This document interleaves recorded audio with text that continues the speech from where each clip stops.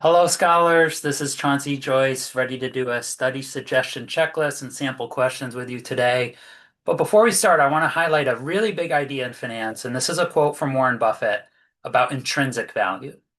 Intrinsic value is an all-important concept that offers the only logical approach to evaluating the relative attractiveness of investments in businesses. We define it as the discounted value of the cash that can be taken out of a business during its remaining life. And it's a really big idea. It ties in with the second one. There are only two variables you have to plug in to value any financial asset. That's simply the stream of cash in and out between now and judgment day, discounted at the proper rate of interest. We do this all the time in finance. This is how we value stocks, this is how we value bonds, capital budgeting, and many more financial assets. So when we get these big ideas in our head, they can be really powerful in many other applications in finance, including personal finance, corporate finance, investments, etc. So let's get to it. Let's start doing some practice questions. I can upload all of these checklists later, but I'd love to get going with some practice questions with you. Okay, Chapter 2, Financial Statements, Taxes, and Cash Flow Questions. K had sales of 877,261. Depreciation, general administrative expenses, and COGS are given respectively. The company had interest and a tax rate. So what is net income? So the first step here is to set up the income statement or the P&L profit and loss statement. So I'm going to give myself a little bit more room by working over here. I'm going to start with top line or sales. We were provided sales of 877,261, and we were given COGS, so sales less COGS, and this was 313,330. So 877,261 less 313,330 equals, so that's your gross profit, 563,931,000. Then we can deduct our general and our administrative expenses, things like salaries, stuff like that. And we have 30,869 for that line item, and that gives us EBITDA, earnings before interest, tax, depreciation, and amortization. So we'll take this line item and deduct $30,869. And we have $533,062. Then we deduct our depreciation and amortization of 41,910, which was given in the question. Then we have our EBIT, earnings before interest and tax. Last 41,910. That will give you 491,152. Next is interest. We'll deduct interest, so this will go to pay off our coupon payments there to our bondholders or a loan towards our liabilities. Deduct interest, so again, deduct $23,688. This is your EBT. We have to subtotal this one for sure, earnings before tax. And this is going to be necessary for the next calculation, $467,464. So when we deduct tax, we are given a tax rate of 21%. So to do this, we have to take our EBIT that we just calculated and multiply it by the tax rate to get this number. So we take EBT, EBIT of, we'll put it here to the side so you can see exactly what I'm going to do, 467,464. That number's on my calculator. I can save it just by pressing store 1. And then if I clear all this out, I can get it back by pressing recall 1. Okay, so recall 1 times spot 2, 1. I moved the decimal twice on that because it's a percentage and I'm using a formula. So that's multiplied by 21%. So just put spot 2, 1 there. And again, that's 21%. And I had to move the decimal 2 places. So my tax is 98,167.44. So this number, what I could do here is just make it negative at this button at the bottom and add it to recall 1. That's the same thing as subtracting tax from EBIT. So we get to E, earnings or net income, which is the question. Now you may be asking me, well, Chauncey, why'd you keep subtotaling all that? This is profit. So we call it profit or bottom line.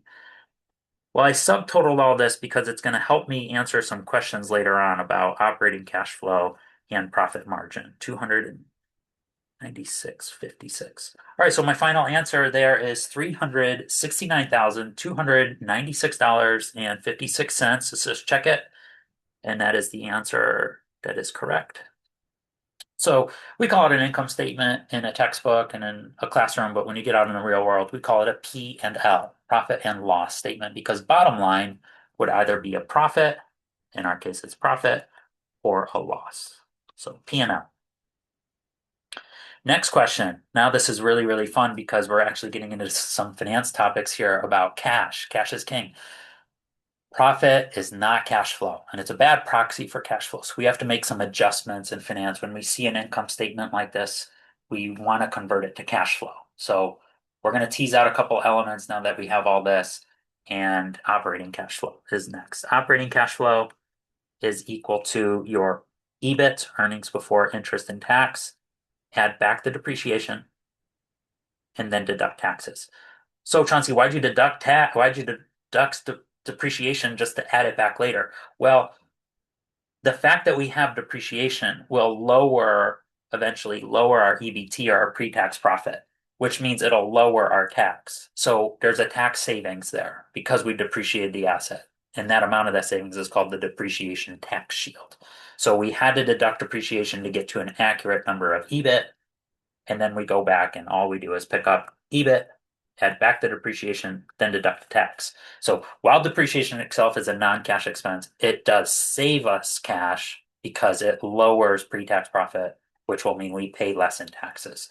So we pick up these three items. Our operating cash flow, therefore, is going to be our EBIT of 491,152, which you can see over there. Add back our depreciation of $41,910 and then deduct our taxes. So we had to go through step one on this question of all of this process. So if you get a question like this on an exam that asks you for operating cash flow, you have to first start with the income statement and build it out. And the ones you want to make sure you subtotal are EBIT and EBT so that you can get an accurate number, right? We need EBT to calculate tax because the tax is another calculation. It's EBT times the tax rate. So if you get a question like this, it's really a two-step one. I made it look like a one-step one here, but the fact is we had to calculate this part first on the right-hand side and then get to the second. So make sure you do this on your own. If you're just following along and you're trying to calculate operating cash flow,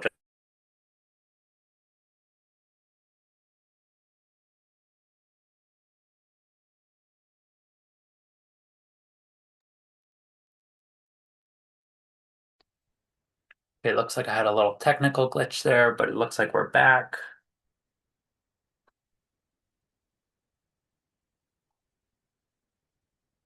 Okay, the equity portion of a balance sheet is shown below.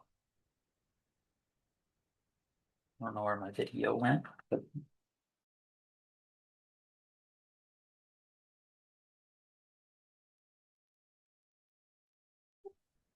just bear with me for a second.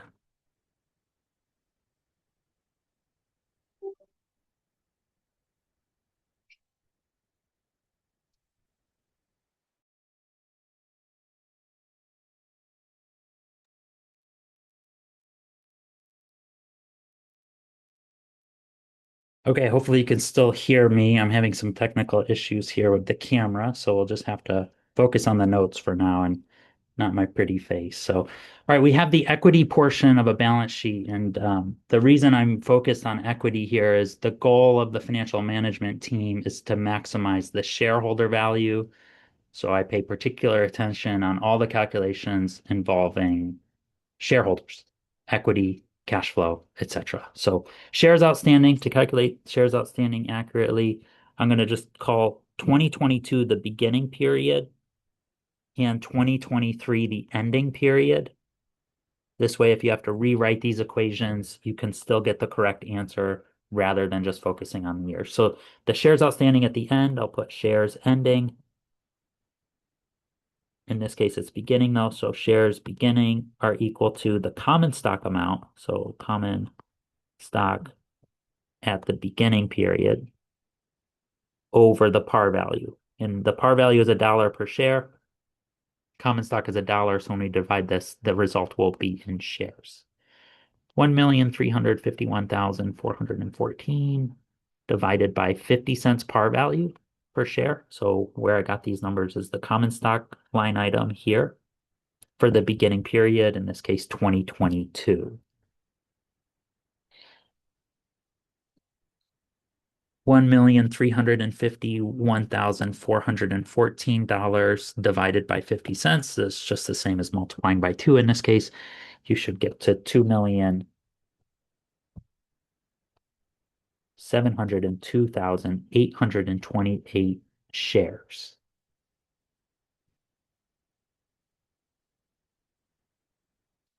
Next step is shares at the end.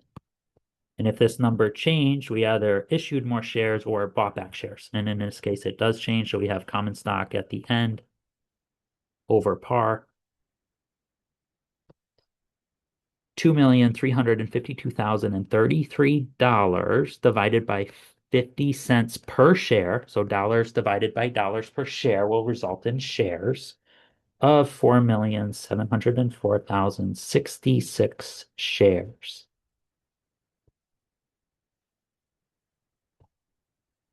Great. So what is the new shares issued? Well, the new shares is just the change in shares, and change is always ending minus beginning. So I'm going to take the answers I just got for shares ending less what I began with. So we're taking our answer from 4 less our answer from 3. So if we do that correctly, we should get 4,704,066 from 4 less 2,702,828 would be the new shares issued over the period of 2,001,238 shares.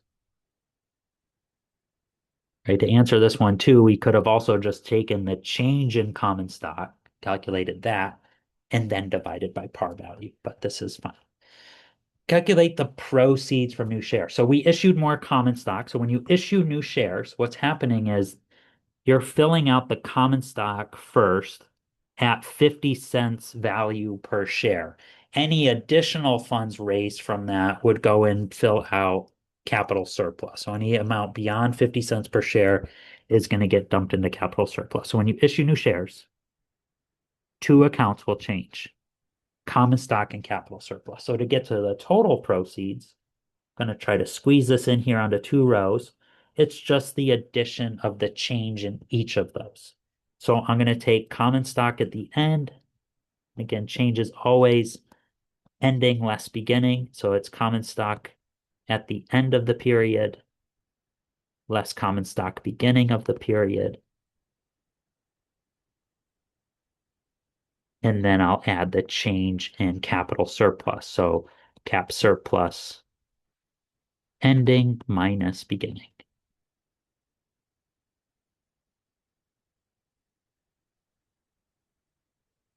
So proceeds, now we'll fill it out. Proceeds will be common stock ending $2,352,033 less $1,351,414.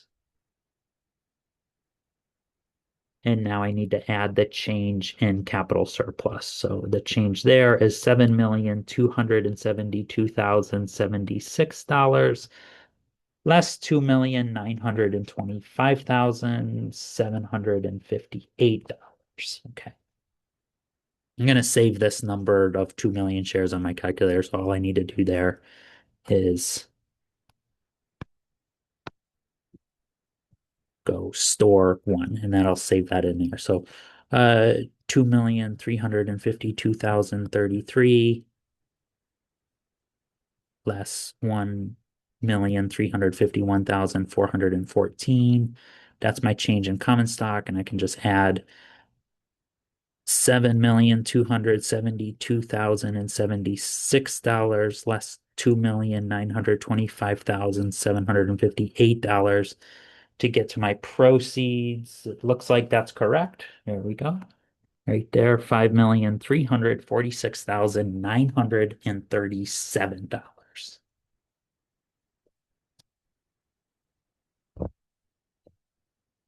Okay, now we'll save this number, store two. Calculate the average price per share at which new shares were sold. So we actually need all the calculations we got from 3, 4, 5, and 6 before we do 7. So calculate the average price per share.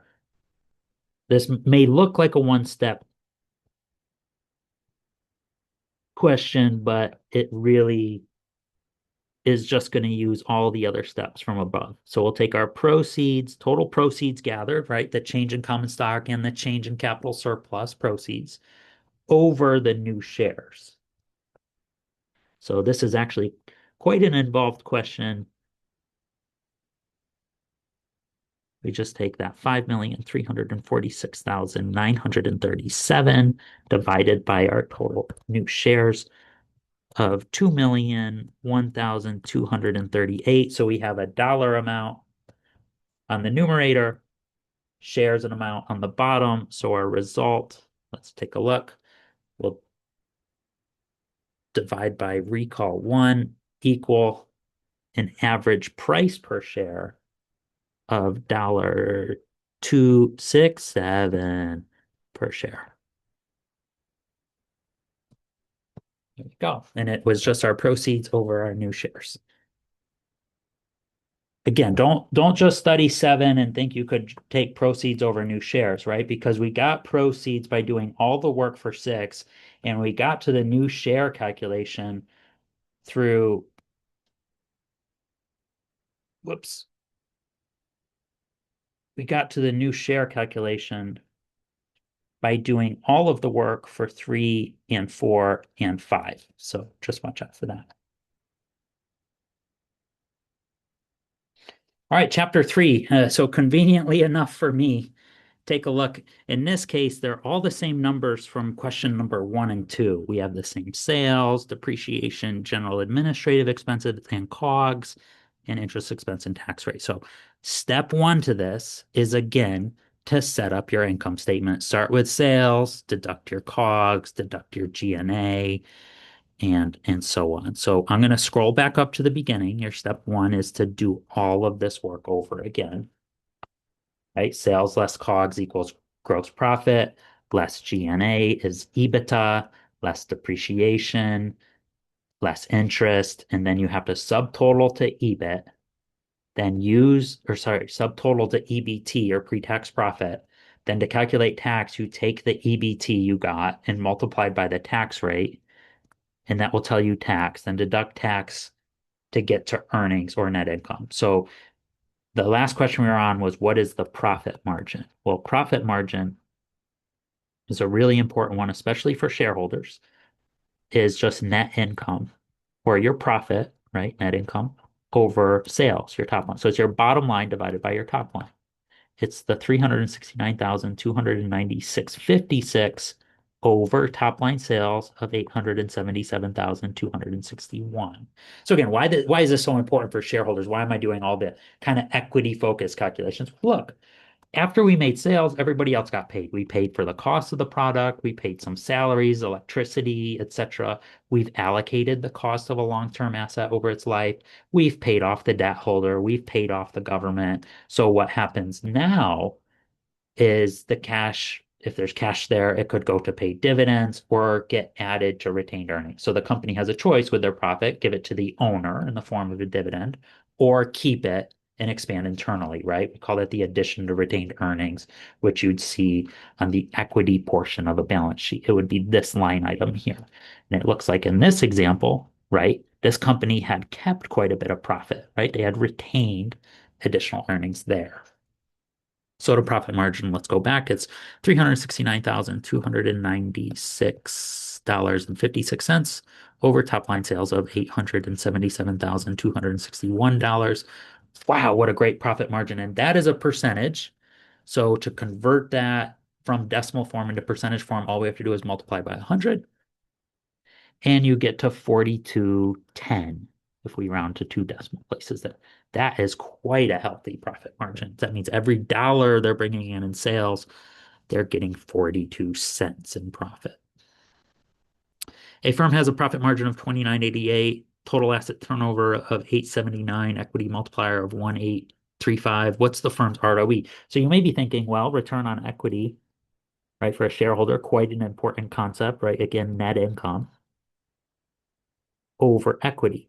But here, what's interesting is we weren't provided with either net income or equity. Well, this is the DuPont formula for ROE, and it's quite a common calculation for shareholders. And I'll explain why in a second. All you do is you take your profit margin times your total asset turnover times your equity multiplier. And let me just expand on this because it's an important topic. It's net income over sales, that's your profit margin, times your total asset turnover, which is your sales over total assets, times your assets over equity. So this first item is 29%.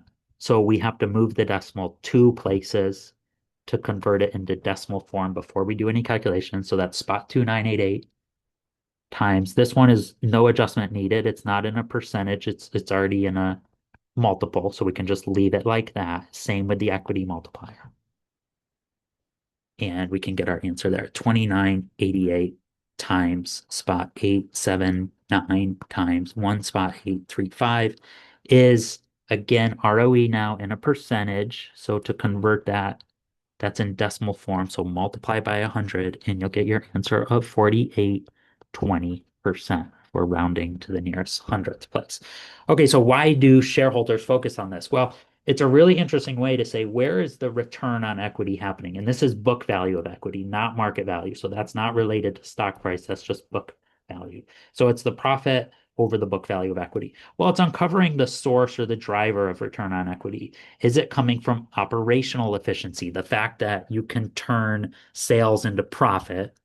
So is it coming because you keep costs low, or is it because you buy productive assets that can turn over sales, right? Maybe you're making really good capital budgeting decisions and your assets are really good at generating sales. Or did you just scale up an idea? This last one actually just measures leverage. Leverage is not in there directly, but if this number were to be higher, assets again is equity plus debt. So if this number is higher, it's coming from leverage. So this last item measures the fact that you just scaled up operations by borrowing money. So is your source of ROE coming from operational efficiency, asset use efficiency, or leverage? Very interesting way to view the return on equity rather than just assuming net income over equity. All right, on to one of my, actually, probably my favorite topic in finance is actually time value of money. So these are the basics, meaning just single cash flow, no annuities, no payments in between, present value, future value, time, and rate. So as we go through these, just remember the key to valuation has three variables: timing of cash flows, risk of cash flows, and magnitude of cash flows. Those are the three important elements we do in finance for valuation. We have a one-time investment of $9,232 today for 10 years at 583% compounded annually. What is the future value? So we were provided with a present value of 929,232, sorry, no payment in there. The payment's the annuity piece. We're just dealing with single cash flows, meaning we have an initial investment of present value and we're computing a future value. And we have time of 10 years. We have a rate of 583, and all we have to do is calculate the future value. Now, if I want this answer to come out positive, I could just make this an investment, right? A cash outflow of 9,232 negative for my present value, 0 for my payment, 10 for my N time, and 5.83 for my IY rate, and I compute for my future value. And we get that correct answer of $16,269.86. What is the present value of 13,050 to be received 2 years from today if the discount rate is 6%? Believe it or not, but this question's missed quite a bit by students. And I think just in an exam setting, it's pretty easy to get anxious or read too quickly. What the mistake is they see present value of this amount. But the question, if we read more carefully, is what is the present value? So the question we're trying to solve is a calculation of present value. So be really careful. Don't read too quickly. I know it's really easy to do. You see a lot of numbers, and we just want to dive in and do some math because it's super fun. But read carefully. We're solving for the present value, and the amount provided there is actually the future value of $13,050. Time is 2. Our discount rate is 6. And there's no payment, right? So there's no cash flows in between now and then. So we're going to leave payment at 0. So $13,050 future value, 2 N periods, 6 IY rate, 0 payment, and now we just compute for present value. And this would say you'd have to invest $11,614.45 in order to have a future value of the amount provided. So this is the correct answer, $11,614.45. Okay, you're going to deposit $23,500 today. You will earn an annual rate of 5.1% for 10 years and then an annual rate of 4.5% for 13 years. How much will you have in your account in 23 years? Okay, so here's another one that if you're going too quickly, it might be easy to just get this one wrong. Let me draw a timeline first so we can really clearly see what's going to happen. You're going to deposit 23,500 and we're going to compound that amount for 10 years. So what that would look like on a timeline, if this is time 0 today, we're starting with a present value of 23,500. So I'll call that my PV. There's no cash flows between now and then, so I'll set my payment at 0. And this is over 10 years, right? So I'm going from today to 10 years at an interest rate of 5.1%. And I'll need to compute the future value. So I'm going to say 23,500 for a present value, 5.1 for an IY rate, 0 for payment, and then time for an N of 10, and then compute the future value. So the future value in this case is equal to $38,645.15. What's kind of difficult about this question is realize that that future value becomes the present value in the next calculation because anytime you're computing in this direction, you're going forward in time, you're computing a future value, or we say you're compounding. So another 13 years on this, I'll just add plus 13. That would be our new N with a 38,000 present value. Again, we're going to keep payment at 0. There's no cash flows between now and then. But our new compound rate is an annual rate of 4.5%. So I'm going to change that to 4.5. So the amount that's in my calculator right now, you see as a future value. I'm just going to call that the present value now for 13 periods of savings or compounding at a rate of 4.5 IY per year with no payment, and then compute another future value. The future value is now $68,486.79. Again, so what we were doing is first we did the calculation of present value to future value and saying, hey, I can compound at 5.1%. And then we're going to use that as a present value and compute at 5% for 13 years. So a two-step question there. And a common question you get in an undergraduate course is what is the average compounding rate you earn over the full 23 periods?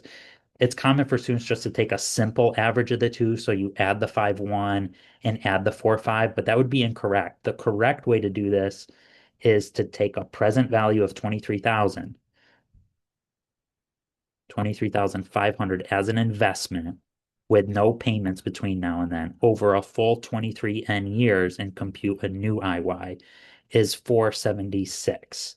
So you're looking at what money did I begin with, and ultimately what money did I end with over the full 23 years, 10 with 6, 10 with 13. But that wasn't the question here. The question here was just calculating the total future value, but we had to do it in two pieces, present value to future value, and then again, present value to future value. So I think the crux or the difficult part of this question was recognizing the fact that the first step of the future value ended up becoming the present value in the future in the next step. So if you get a question like this where it just looks confusing because there's a lot of rates, start out with a timeline. All valuation and finance is about time, risk, magnitude. So slow down, draw a timeline. It can help you a lot. Although appealing to more refined tastes, art as a collectible has not always performed so profitably. During 2003, Sotheby's sold the Edgar Degas bronze sculpture, I can't pronounce that, for 10 million. But we have a beginning balance in 2000 of higher, so that's not good. What was the annual rate of return? So just be careful of the years. We have to identify the present value here as the amount in 2000 of 12 million. So let's say you bought that. So that's negative 12,537,500. And it ended with an amount of 10 million. So our future value here is 10,391,500. This sculpture here is not paying you anything between now and then. There's no annuity, fixed and finite cash flow. And time we have to calculate. In this case, it's ending minus beginning, right? 2003 less 2000 would give you an N of 3, and we solve for the IY. If you're struggling with this question, the most common thing here to get would be error 5, and that just means you have to specify which cash flow is outflow, which cash flow is inflow, or one of those need to be negative. I typically like to think as an investor, so I just default the present value as an outflow. I'm foregoing, or I'm buying this thing, I'm investing in this thing with the expectation of receiving an amount later. So if you have error 5, the key to fix that is just set present value to a negative amount. So 12 million 537,500. To set that negative on the bottom row here, you have a plus minus sign. Press that once and you get a negative, then press present value. Then you have $10,391,500 for a future value. Again, no payment. These are just single cash flows or lump sums. 2003 less 2000 is a time of 3. And then we can compute for our IY interest rate. And that is a loss of 607% per year, right? And that should be intuitive. We paid more than it's worth now. That's a loss. Okay, I hope you have this grandmother, your grandmother generously gave you $14,000. You immediately invested this amount into an investment vehicle that earns an interest rate of 42.12%, which is a super unrealistic rate. And you're going to save it until you reach $2,730,000. Okay, how many years will that take? Again, if you get error 5 in an attempt to solve this question, the issue here was you need to make the present value an investment. You forego the spending of $14,000 with the expectation of receiving a future value of $2,730,000. So we just have to convert that. There's two commas there when you have a million like that. I measure my wealth in millions, which is why you see my calculator has 8 decimal points. That's a joke. It's we're solving for n. We have a rate very unrealistic. If anything ever offers you to pay 42%, that's just unrealistic. It's a scam. And no payment here. So all we have to do is $14,000 negative for a present value outflow with the expectation of $2,730,000 future value at a 42.12 IY rate with no payment, and we compute for time. 15 years. That would take 15 years. But again, I think that's super unlikely you'll see something like this. And if it is, you probably have to take quite a bit of risk to get it, making the likelihood of it occurring pretty low. All right, on to some more time value of money, but this is the advanced stuff. So we have uneven cash flows, we have some annuities, and we have cash flows and compoundings of other than annual. So just be a little bit careful here. Find the present value of the following cash flows when the interest rate is 13.3% per annum or per year. So I use the uneven approach. We have cash flow, NPV, and IRR. These three buttons all work together. So the way I would solve this is cash flow. And there's entries in there already. So to clear all those out, after you press cash flow, you press second, and then all the way at the bottom, clear work. Cash flow zero, or the cash flow at time zero today, is zero. So scroll down with the down button and enter cash flow one, the cash flow that occurs in year one of $3,258. Enter that, not equals at the bottom, but rather enter at the top row. And then scroll down. FO1 you want to set at 1. It's just asking for the frequency of that amount. And you get that cash flow once. We're going to go down to cash flow stream 2. That's $3,287. And again, enter at the top. Scroll down. Again, you get that amount one time. So the frequency of the second cash flow is 1. Scroll down for cash flow 3. That's $2,692. Enter at the top. Scroll down for a frequency of 1 again. Cash flow 4, right? Year 4 is $3,482. Enter down again, frequency of 1. Now we're going to go ahead and compute net present value. We gave it timing and magnitude. Now it needs a proxy for risk, or our interest rate is 13.3. Your calculator knows that this is a percentage. Enter, down, compute. The net present value there, we got it correct, $9,400.10. Okay, you want to buy a house that costs $361,000. You're going to finance the home with a mortgage loan and an APR of 7% compounded monthly. So in finance, it's conventional to quote interest rates on an annual basis or an annual percentage rate, but they don't actually effectively earn that rate. So if you get something like this loan that you have a monthly mortgage payment, we have to be consistent with time, risk, and magnitude. So as soon as I read a question like this and I see monthly, I have to be very, very careful with timing and risk, rate, and magnitude payment. And we have a present value and a future value. So I need three adjustments to make sure my time is in months, my rate is a rate per month, and then my payment will come out to an amount per month. So we need to be consistent on all three. Time, risk, magnitude, all have to be on a monthly basis. So in this case, it's a 30-year mortgage. So 30 years times 12 months in a year would get you 360 months. An annual percentage rate of 7.7. That's your annual rate. Even though it says compounded monthly, this compounded monthly is just describing how often is it going to stack interest. Well, at the end of the month, the bank is going to charge you interest. So to get this to a monthly rate, you take the 7.7. Again, your calculator would know that that's a percentage divided by 12 months per year. And the present value, that's the value of the home. You get to live in a $361,000 home. You're going to pay that balance off to a future value of 0. So again, I set up these questions like this, and as soon as I see monthly, I write down time, risk, magnitude.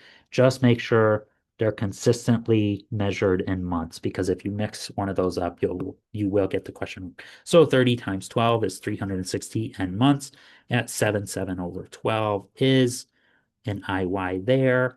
361,000 for a present value.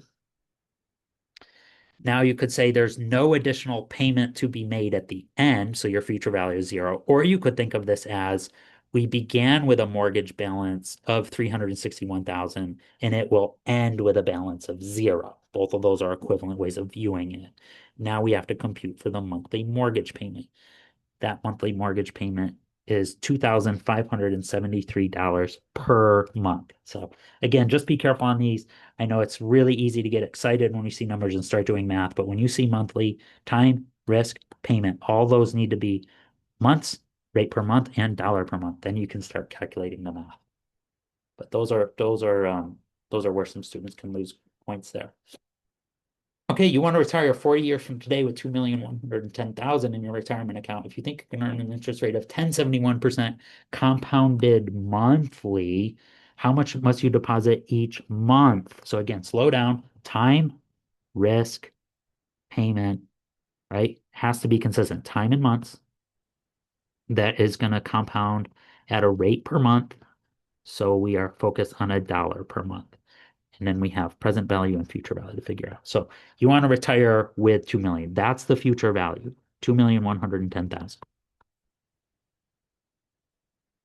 How much must you deposit each month? That means we're starting with nothing. So we have a present value of zero, and we are just valuing the 40 years times 12 months in a year at a 1071 rate. Even though this looks like it's a rate per month, we conventionally in finance quote them as annual percentage rates and then just describe the compounding frequency. So this thing will stack interest every month. So to convert it to a rate per month, you take the annual percentage rate that is provided of 1071 and divide by 12. I think that another crux of this question, besides the time, rate, and payment being consistent, right? That's a step. But the other piece that can be confusing is why is present value zero? Well, we are only valuing these payments, 40 years of payments, so just focus on valuing these two. There's no additional starting balance provided. So if we just compound over these months at that amount, it will deliver the value here, not considering anything we start with. So set your present value to zero. Okay, so 40 times 12 is 480 n months at 10.71 over 12 is our IY compound rate, zero present value, $2,110,000 for our future value and compute payment. That would be an outflow, right? We're saving, we're foregoing the use of $268.39. That's the correct answer. Let's pause there. Actually, think about that question. It's very possible for you to save for 40 years. This is not a huge amount, less than 300 bucks a month, and you'll be a multimillionaire, right? You save any more than that, you'll be more times. But I know we've been doing some math and maybe we're stuck in the habit here of just filling out the variables. But take a second to think about that. Saving about 300 bucks a month for 40 years, you're a multimillionaire when you're retired. So as we do this, I know you're studying for a test and preparing for the final, but don't lose sight of the fact that time is a really powerful thing. Compounding over a long period of time does increase future value. What's great about this, and I'm a little jealous of you to admit, I'm about 40, I'm 39. Your runway right? Your runway's 20 years more than mine. And that's great. That's really great for you. So you really can benefit from the power of compound interest just by starting early. I know you're paying for college now, but believe me, the money will start coming in, especially since you're a Lindner College of Business grad. It's going to happen for you. So just take this away, think about it. You'll probably forget how to do the math, but the concept here of compounding over long periods of time, just steadily chipping away every month. Doesn't look like much, but that's a really powerful habit to work on. So, all right, on to a fun question here. Maybe I'll teach your kid one day. Your 1-year-old daughter wants to attend UC. She just wants to be like her mom and dad. Can't blame her there, can we? She's already planning to start in 17 years, which is when her first payment is due. Her tuition will be, ooh, 45,724 per year for 4 years. So this cash flow is a fixed amount per year for 4 years. That's an annuity. What is the present value if the discount rate is 6.5%? Okay. Great question here. Your kid's going to go to UC, so let's do the math for you.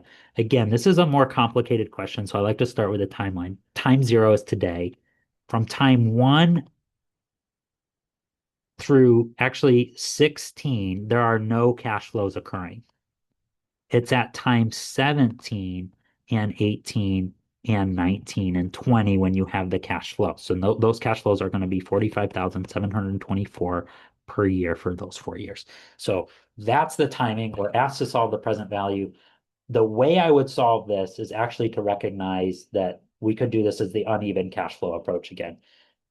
with our initial cash flow, we'll value at zero. So we'll set this at cash flow zero is zero. And then the first pattern of cash flows is an annuity of zero. So we'll put cash flow stream one at zero with a frequency of 16. It's important to recognize that it's 16 because in year 17 is when the cash flow of her tuition to UC goes. And that'll go to me.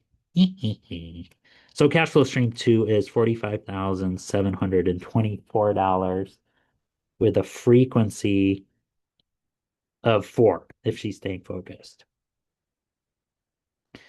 Okay, so cash flow, again, there's numbers in here. So we're going to go cash flow, second, clear work to zero those out. No cash flow today. Enter that. Scroll down. Cash flow stream one, the first pattern of cash. That's what that is. CO1. First pattern of cash is zero. Enter for a frequency of 16. It is one less than when the first cash flow occurs. So the frequency of the zeros is 16, which we put on the timeline.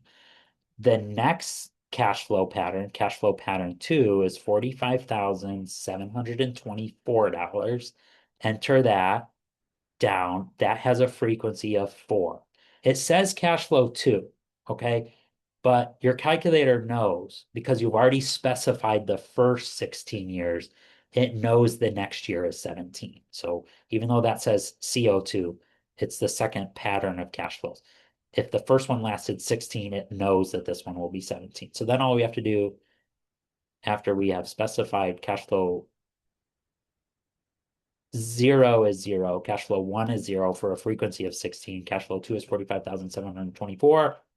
For a frequency of 4, we just compute net present value. We gave it timing and magnitude. Now we need risk of 6.5%. Enter down, compute. You would have to set aside 57,188.98. You're like, yo, Chauncey, not super helpful. Just had a kid and now you want 57,000.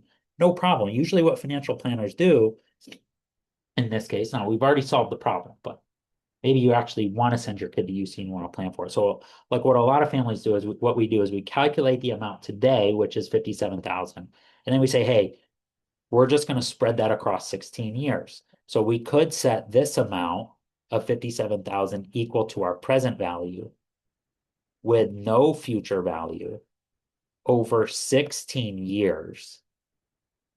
And if we can compound at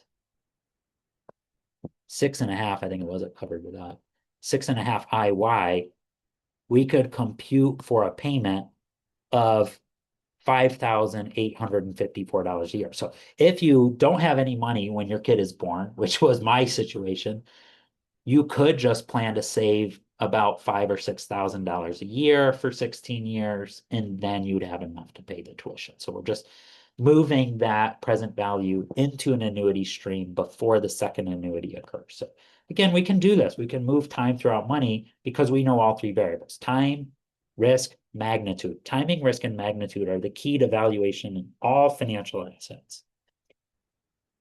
Oh, here's another fun one. You've graduated and now you want to endow an annual party for your alma mater, UC Go Bearcats.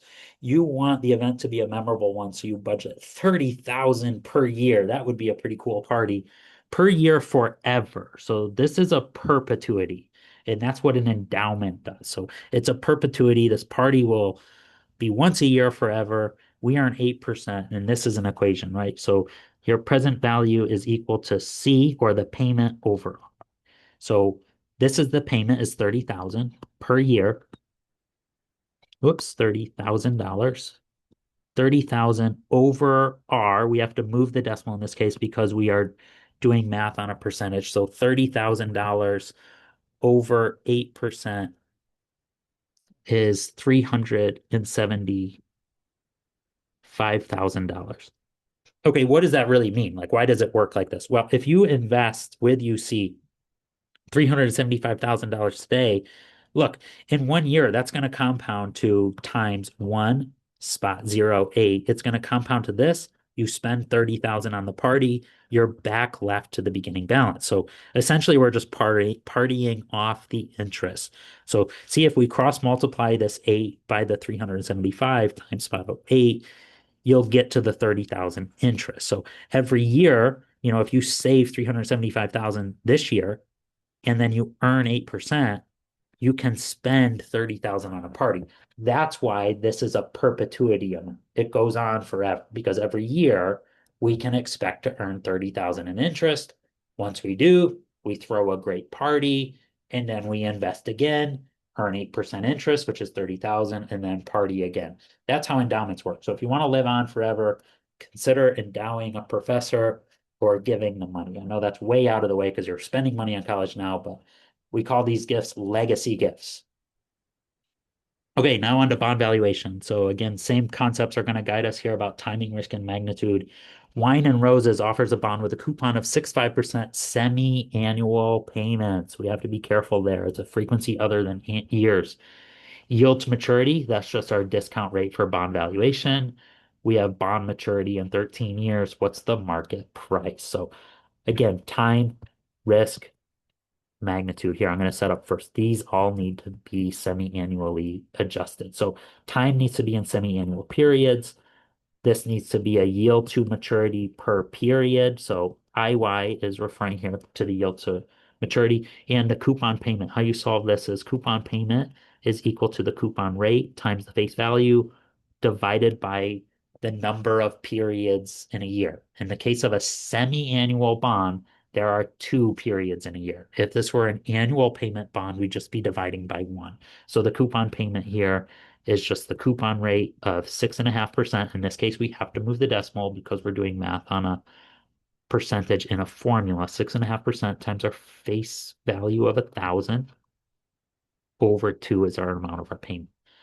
We have what is the market price? Again, so that's not the market price of 1,000. It's saying what is the market price of a $1,000 face value bond. So the face value, or in this case, future value, par value of 1,000, we're asked to solve for the present value. Okay, so how many periods do we have? We have 13 years. A semi-annual payment means it occurs twice in a year, right? Every 6 months. So there are 26 periods. So you take the time of 13 years times 2 periods a year to 26 semi-annual periods. And we have a yield to maturity. Again, conventionally in finance, what we do is we quote rates on an annual basis, annual percentage rate. That's 7.25 over 2 periods in a year. So before I start doing math, I like to just double check that my units are consistent. I have some time here other than years. So time, rate, and payment. There needs to be an adjustment on those, and I did. I multiplied time by two because it's semi-annual, took my annual rate over two. Now it's a rate per 6 month period, and my coupon payment, which was an annual number there, is divided by two. But in this check, it looks like I did something wrong right there. The rate here of 6.5%, this actually has to be 0.065. Now we look good to go. Okay, 13 times 2 is 26 and periods. 7.25 over 2 is this IY. So your yield to maturity refers to your discount rate. The coupon rate is only used to calculate the amount of the coupon payment. I know you saw that elsewhere in our income statement. That's what went to the interest expense. Okay, so spot 0.65 times 1,000 is over 2 is 32.50 for a coupon payment, 1,000 face value, also called par value. And then we compute present value. So this is the discount bond. It sells for less than face value, and that's because the market is demanding a rate higher than the coupon rate. So this will sell at a discount of $937.54. That means the other part of the return would be the expectation of convergence to a higher value later. So this bond would probably be expected to increase in value over time if the yield stays the same. 937. Oh, look at that, a Dayton bond right there. That's Dayton's area code, I think. All right, question 21. This is just going well. Broke Benjamin Company has a bond outstanding that makes semi-annual payments. So again, before I go anywhere else, I would time, rate, and payment here. I need to be really, really careful with. Coupon rate is 6%. So again, my coupon payment is equal to the coupon rate times face value semi-annual. So I'm going to divide by two. If it was annual, I'd divide by one. That's going to equal 6% of 1,000 over 2, which would be 30 per period. The bond sells for an amount. So if you're given a present value, just make that negative. So negative 981.45. And we have a face value or a par value. Be careful here. Students sometimes read par value and they take that P as PV, par value, but PV is present value. Par value is actually FV for future value. It's another way of saying face value. So that's 1,000. The thing to remember is if you bought this bond for $981, you paid $981 as a cash outflow. You have the expectation of receiving these inflows later. The coupon payment, right? The interest payment, and then the return of face value. So these two cash flows, the payment and the face, have the same sign, the same direction. They're expected inflows. The price would be an outflow. Like when we calculated this one above, that I call it the Dayton bond, the 937 bond, we had to pay 937 for the expectation of receiving a positive coupon and a positive face. The bond's maturing in 24 years. I'm 39 and I haven't reached maturity. 24 times 2 periods in a year. So we have this number of periods, 48 periods, and we have a yield to maturity. What is the yield to maturity? Ooh, this is a tricky one. So this will come out, whatever we compute, I'll put this little box here for what we compute. That is going to be a rate per period. Now, before we had taken the yield and divided by 2, but we are going from an annual to a semi-annual rate. We have to multiply this by 2 periods per year.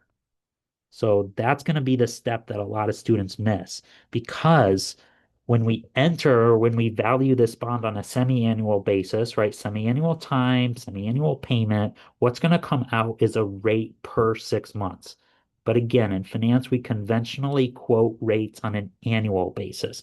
So we have to take that rate per 6 month period times 2 6 month periods per 1 year to get to our final answer. Again, I spent a lot of time setting this up and then very little time calculating because a lot of mistakes happen just in the setup. So 24 times 2 is 48 end periods. We have a coupon payment. If you don't want to do the math in your head, you just do 6% times 1,000 equals over 2 equals your coupon payment of 30. And I have to go over here to face value of 1,000. So those two have the same sign. They're both positive, and we have an outflow of $981,045 for a present value. So if you did this everything correctly, but you got an error, the likely cause here is to make present value negative. And then you compute for the rate. Now, here's where a lot of students will pick the distractingly wrong answer of 307. That's a rate per period. The yield to maturity is an annual rate, so you have to multiply that by 2. So your correct answer is 615. And why I spend so much time setting this up like this is I made this mistake before and I don't want it to happen to you.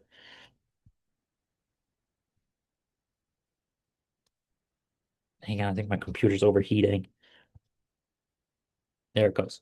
So the reason I set this up is because what I'm computing is in that yellow box right there. But that's the rate per period. The yield to maturity is the rate per period times 2 periods in a year. So I had to get my computation and multiply it by 2 before selecting the answer because some professors would put in that rate per 6 month period. And I'm sorry to say I'm that professor. Again, I'm 39 years old and I used to think that professors were trying to trick you, but as they say, you either die a hero or live long enough to see yourself become the victims. 39 years old, now I do it to you. I will show you the distractingly wrong answer of a yield to maturity of 307. Now you won't pick it because you know that's a rate per 6 month period times 2 is a rate per year. The correct answer is 615.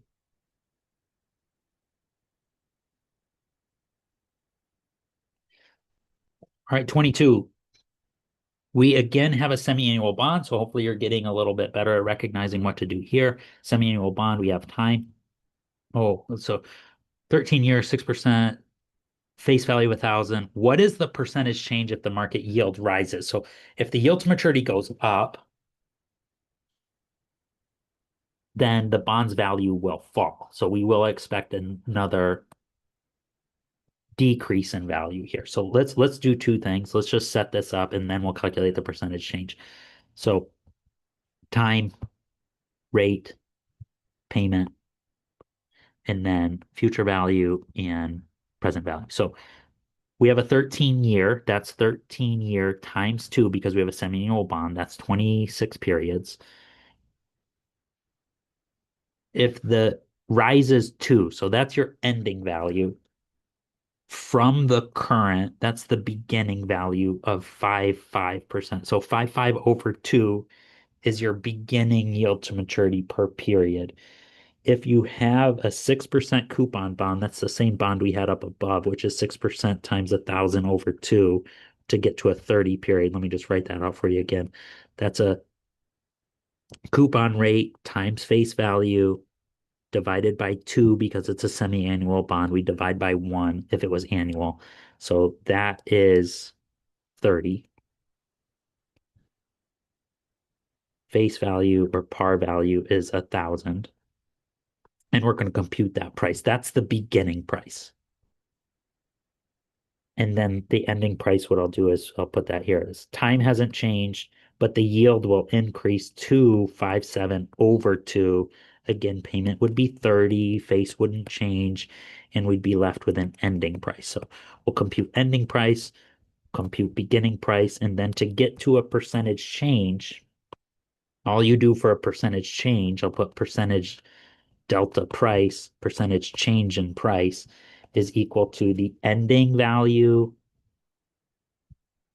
over the beginning value minus 1. So we'll just take those. Let's just do one thing at a time here. So 13 times 2 is a 26 end period bond. 5.5 over 2 equals our yield to maturity 30, payment 1,000, face, and then compute PV. I'm going to need this number. I'm going to drop the negative, right? It was an outflow.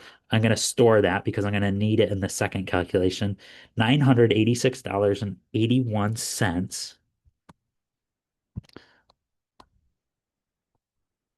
I don't really like rounding, so 986.81. And now we'll calculate the ending price. All we have to do is change the yield. The other numbers will stay the same. So 5.7 over 2 is our new IY compute. PV price, drop the negative. We have a premium bond in this case, 1,027.28.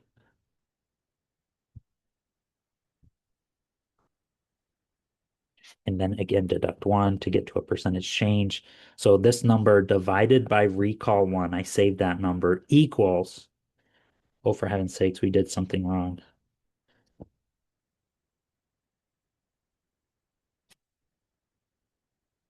Rises to, let's do this again. The yield to maturity rises to 2.7. Let's do the first one again. So we have 26 N periods 5.5 over 2 is our yield.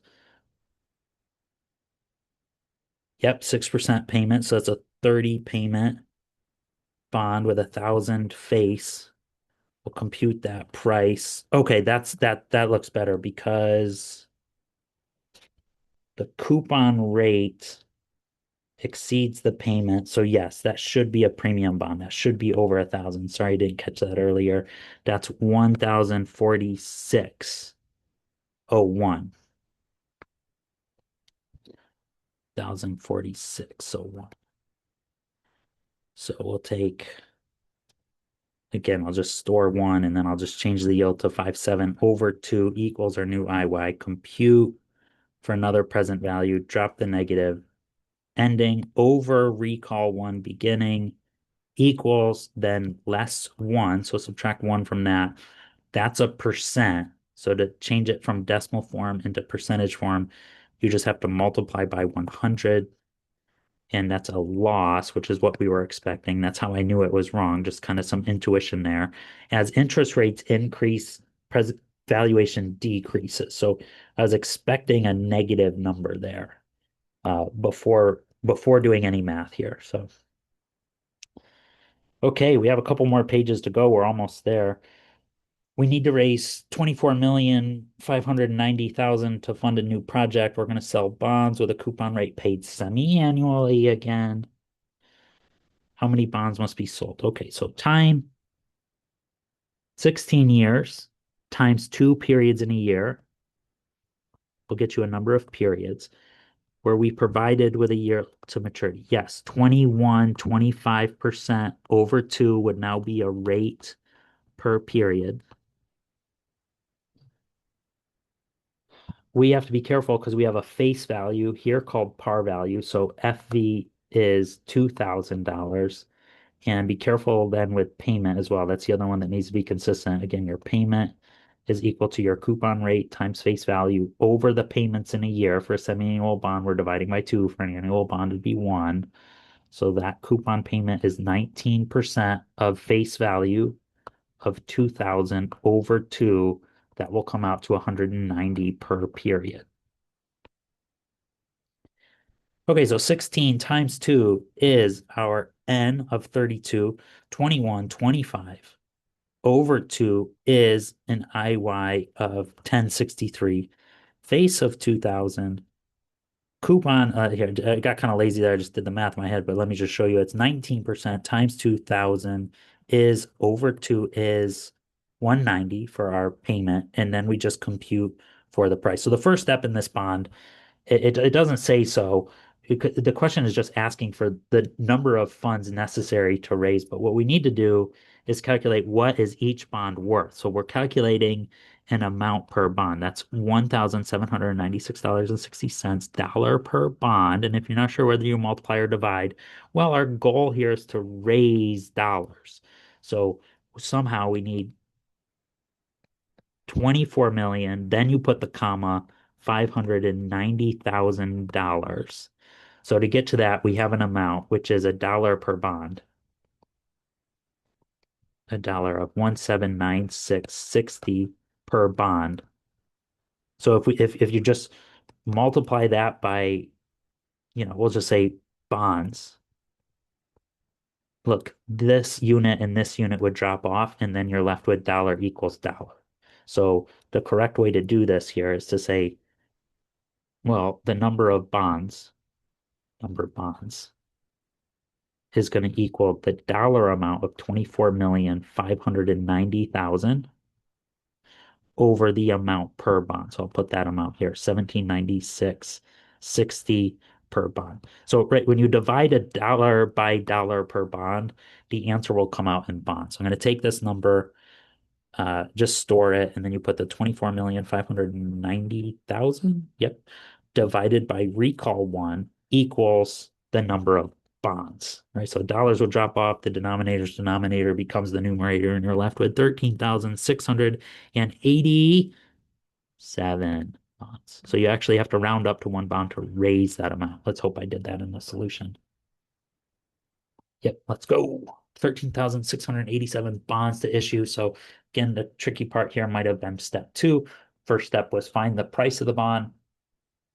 Then if you divide the total funds raised by the amount per bond, you'll get to the quantity of bonds you need. So if we issue 13,000 bonds times this price per bond, we'll get to the 24 million that we need. Oh, one of the best topics in finance, personal favorite of mine is stock valuation. Let's get to it. We just paid a dividend of 230 to stockholders. So if we just paid it, it occurred in the past, it's very recent, that's time zero. So that variable is dividend zero. Simultaneously, we announced that future dividends will increase by 5%. That's our growth rate. So the rate the dividends increase is actually the same rate the stock price is expected to increase. You require 92%. That's your R. How much are you willing to pay today? Well, the value of this bond today, or P0, the price today should be the current dividend times 1 with G. That will solve for the next dividend over R less G. We need the next cash flow in the numerator. Since we were given the last cash flow of D0, we have to find D1. But since the dividend's increasing at a steady rate of 5%, we take this last dividend times a factor of 1 with G to get to D1 on the numerator. So if you were given just paid, recently paid, yesterday's dividend, that's the current dividend. Grow that one period to get to the next dividend. So let's do that. So we have 230 increasing by one with 5%. That's 1.05. Why the one there? Well, when you distribute that through, you get the current dividend plus 5% more than that. That's why. So that numerator is now representing D1 over required return of 92%. Move the decimal twice, so spot 092 less the growth rate of spot 05. So again, with these rates, we can solve the denominator first here. So spot 092 less spot 05 is, if you want, you can store that, store one, and just take the 230 times the 105 equals over recall one is 57.50 per share. Very good. So I think one of the common mistakes on here is just reading too quickly and taking the 230 as D1 as opposed to D0. Let's see if answering 25 might help you understand that a little better. We expect to pay a dividend next year. That is D1. So when we solve for the price today, we already have the next cash flow. The key thing here is to recognize in finance, when you are trying to calculate something's value today, you need the next cash flow. So in this case, it was provided the next cash flow. And the question 24, we were given the current cash flow, and we had to calculate the next cash flow by increasing the last one by a factor of one with the growth rate. So we have 286 per share next year for D1. We have an increase in dividend per year indefinitely. So just growing perpetuity again, or Gordon growth model, or constant dividend growth model, if you will. 10% growth rate. So spot 10 less spot 035 is all we have to do. So what we could do is 2 spot 86 over left bracket spot one less spot 035 right bracket is $44 per share.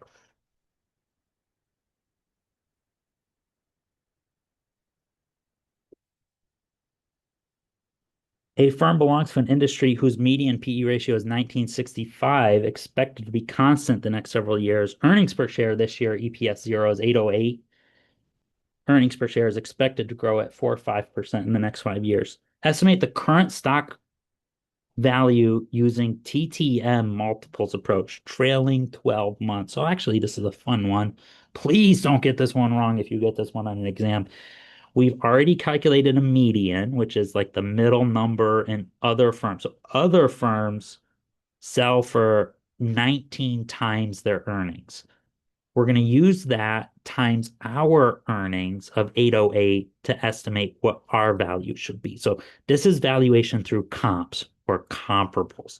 We're assuming other firms are comparable to ours, so we should sell at the same ratio. So we take our EPS 0. This is the trailing 12 months approach. We use, current earnings as opposed to forecasted earnings, which is the approach I use, but I think many people do not. It's probably more proper to conventionally estimate forecasted earnings, but I don't love that. So all we have to do is current earnings per share of 808 times PE of 1965.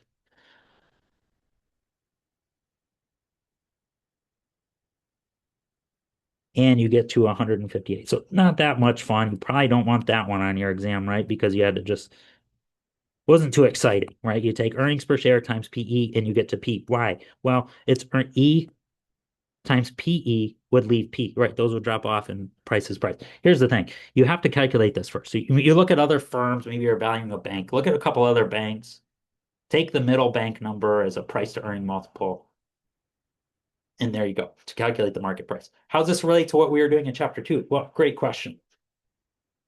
We're looking at this number here, dividing it by shares, looking at other firms at their price per earnings, right? This is earnings, but we have to divide it by shares, looking what other banks are selling for. Then when we're valuing this bank, we say, hey, if we're like the other banks, we should sell for a value of this. So ultimately, when you're doing this, a lot of value investors might look at something like this to filter companies. You're looking to buy undervalued companies. So you actually want companies that are selling at a low PE ratio. They appear cheap, right? Or some kind of discount, some kind of value. You're going to miss out on a lot of growth opportunities, but that's what value investing is. All right, almost there. Two chapters to go. Let's go. Capital budgeting. Very common here to do something like this. NPV, the most important decision criteria in capital budgeting is net present value. So let's make sure we get this right. Again, uneven cash flows. This should look familiar. What's different about net present value is in this valuation technique, we are including the outflow, hence net. We're calculating the value of the project net of the initial investment. Hence, we call it net present value.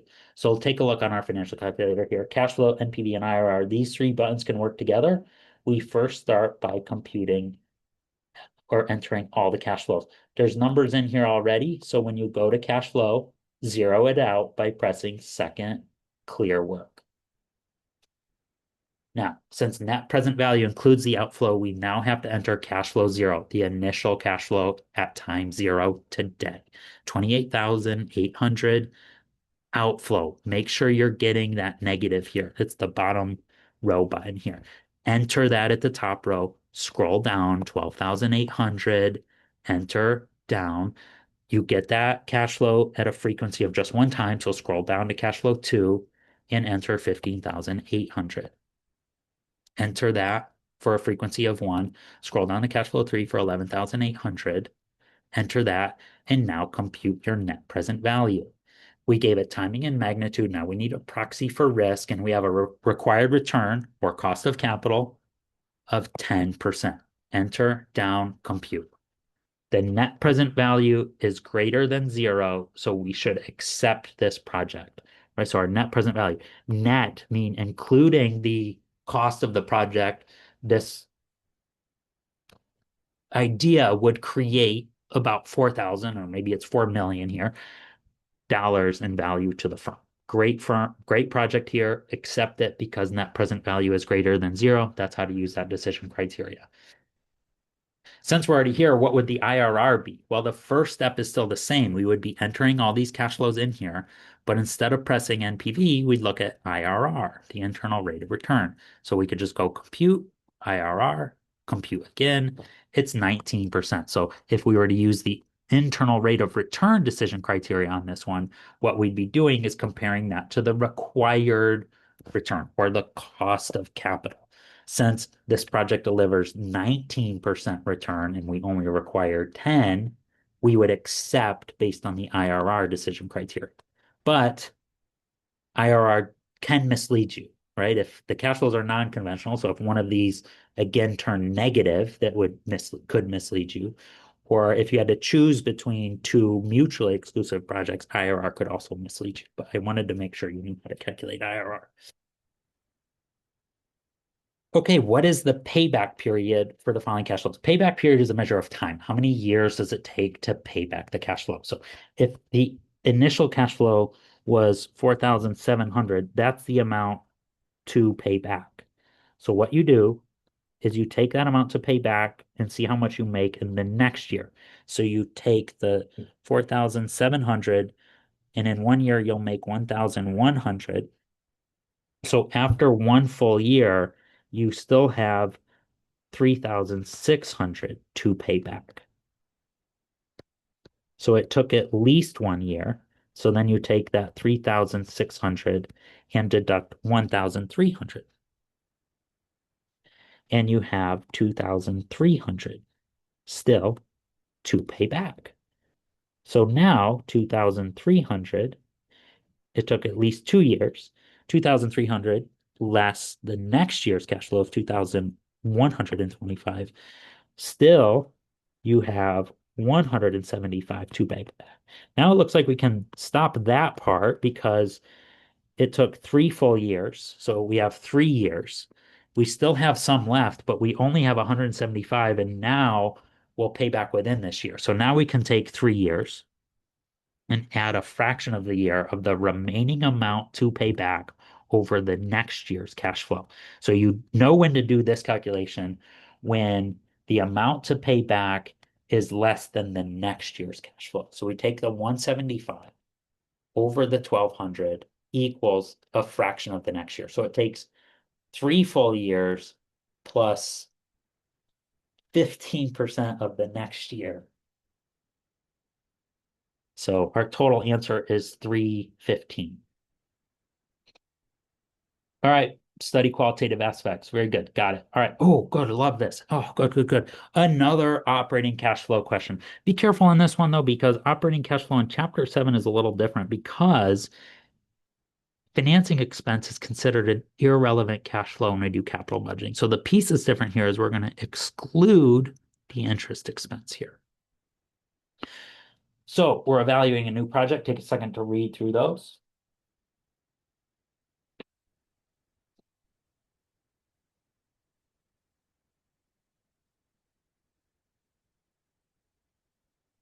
So you could set up the whole income statement again if you like, but the way I would probably recommend solving this one is there's a few different approaches provided in the notes. Let me show you my favorite. I use this one in a few different classes that I teach, but operating cash flow is equal to sales less costs times one less the tax rate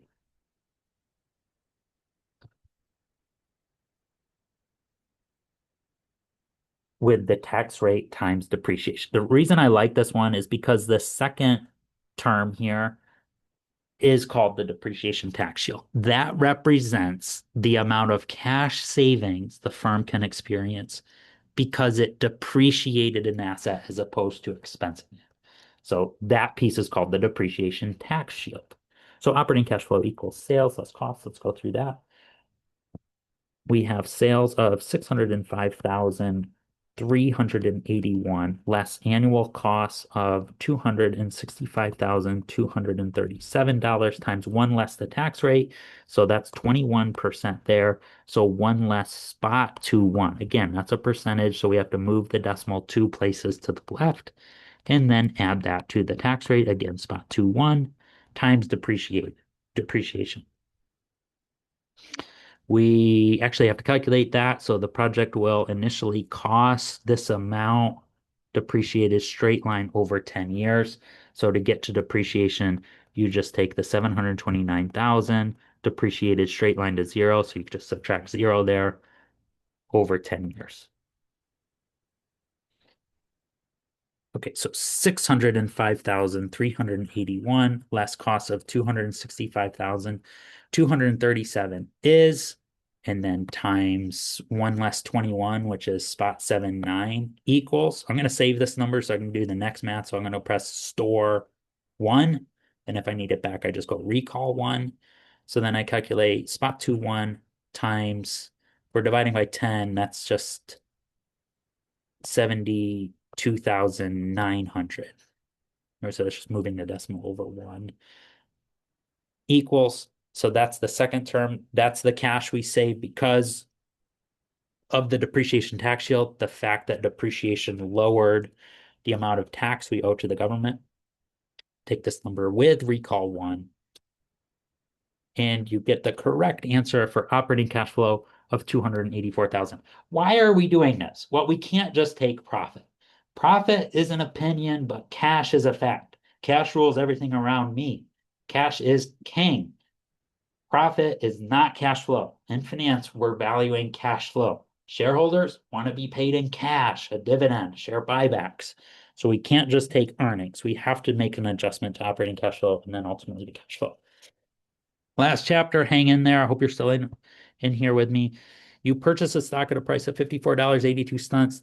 The stock paid a dividend of $1.95 per share, and the ending share price was that. What's your total return? Very good question here. So how I do these is really just a percentage change calculation.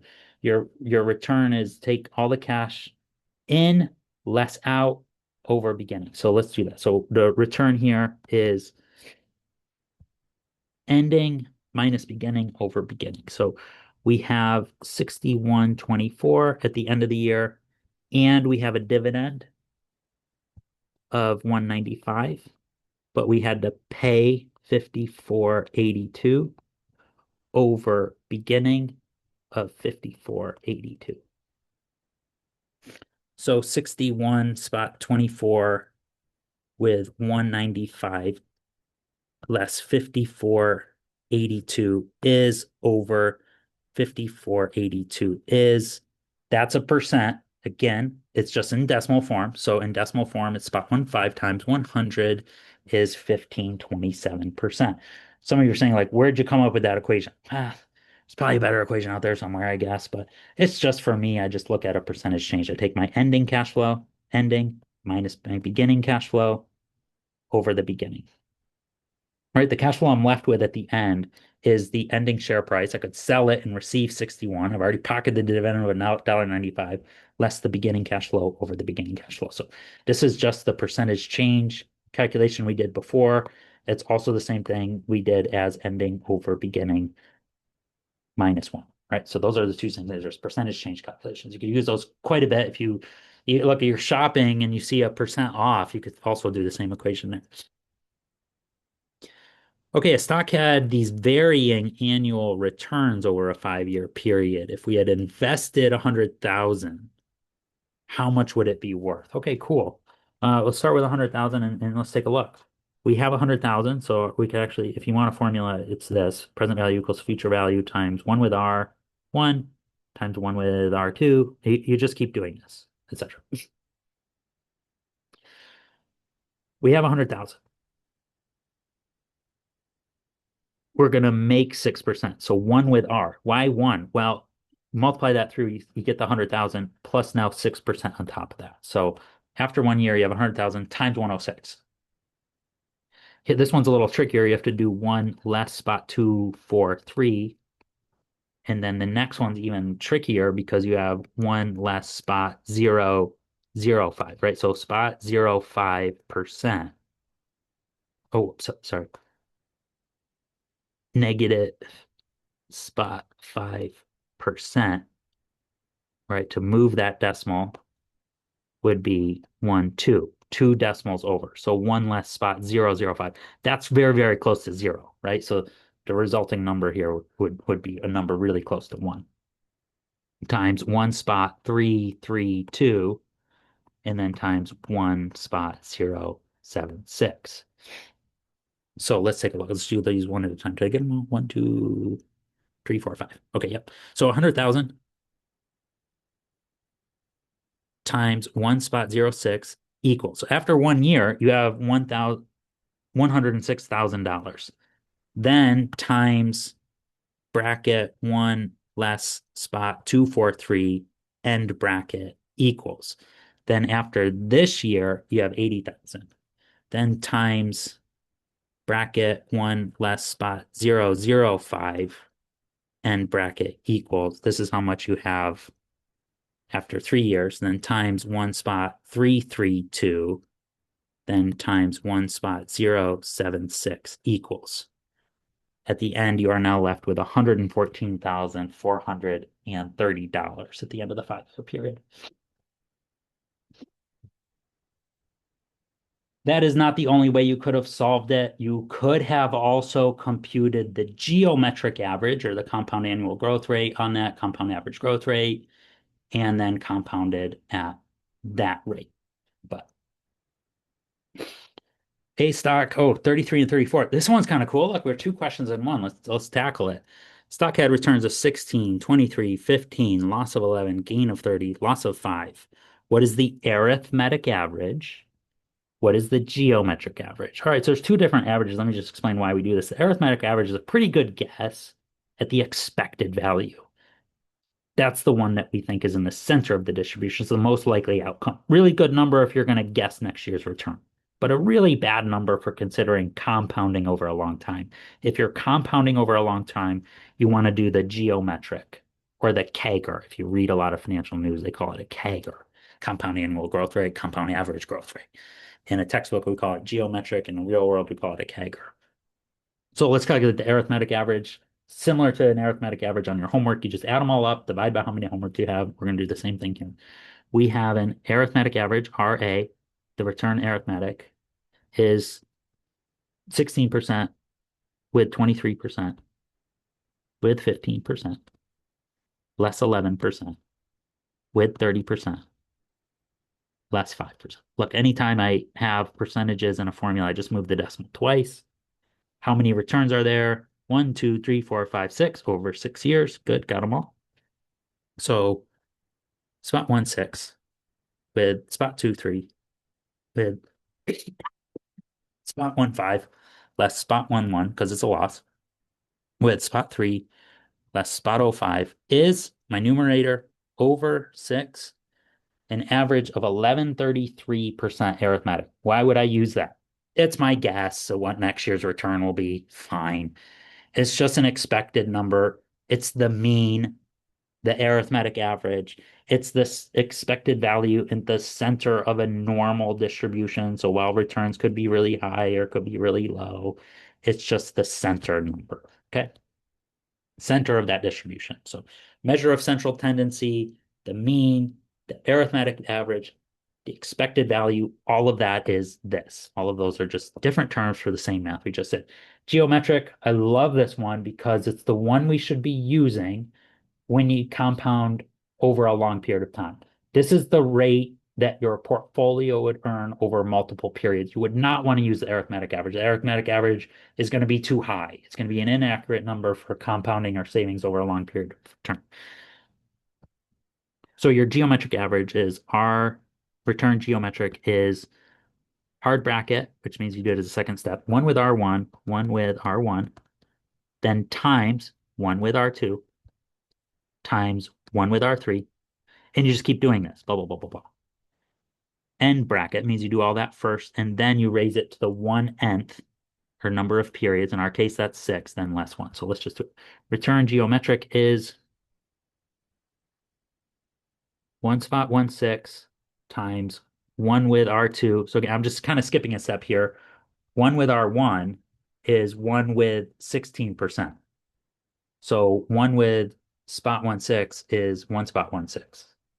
Okay, so that's where all that's coming from. 1 with R2 is 1 plus 23%, which would be 1 spot 2, 3. Then 1 spot 1, 5. Then this one's tricky. 1 less 11%. That's 89%. So if you want, you can put in another intermediate step to get all of these. Then 1 spot 3, 0. Then 0 spot 9, 5 for 1 less 5% is 95% left. After we do all that, that's what this end bracket means. We do all this, calculate all that first, and then raise it to the 1/6 power because there's 6 years here. Then deduct 1.